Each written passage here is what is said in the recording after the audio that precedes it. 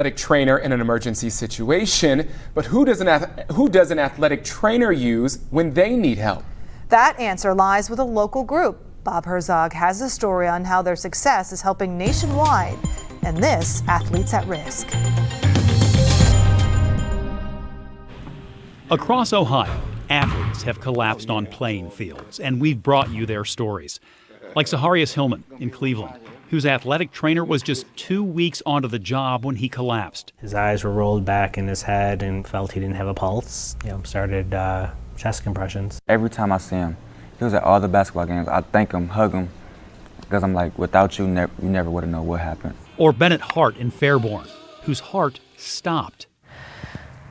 The AED shocked him twice while we were here doing CPR. Even now, sometimes I have trouble sleeping. Pretty lucky that I go to this school that has AEDs and athletic trainers, because I wouldn't be here without them. But for every save, there's a loss.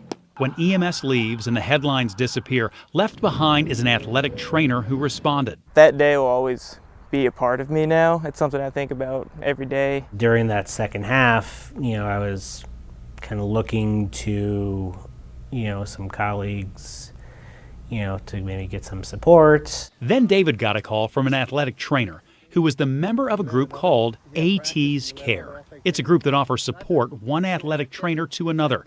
It was created right here in Cincinnati by Perry DENEHY, an athletic trainer and retired EMT for Mason. And I had heard about a program that uses debriefing and stress management. And in taking the training for those program, I realized that athletic trainers sometimes need that same type of service. So he applied those concepts and launched the initiative in 2004. We had people telling us that day that we had saved somebody's life, and it didn't feel like that to me. I was full of dread about it. We are psychological first aid. A survey by the National Athletic Trainers Association found that 82% of athletic trainers felt they were not prepared to deal with the psychological impact of catastrophic events. Once EMS, rolled him away, that was the last place I wanted to be. In 2015, AT's Care became a national program to offer support during a crisis. When I heard that athletic trainers would quit the profession,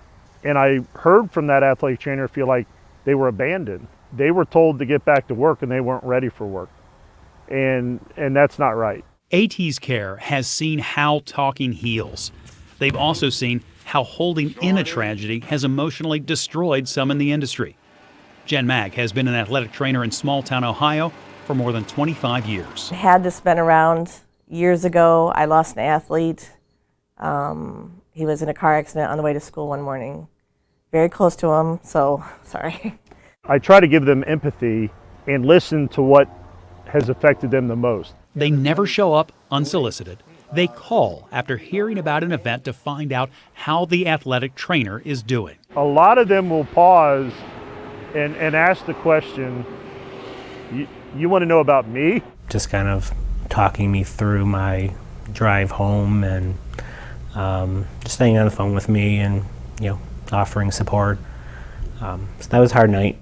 Just a little care, listening, and support is going a long way. Bob Herzog, Local 12 News. AT's Care is free and confidential. In fact, in Ohio, they have Ohio testimonial immunity, meaning whatever is said or heard in a session cannot be subpoenaed in court. Athletic trainers face a lot of challenges when they advocate for the health and safety of athletes.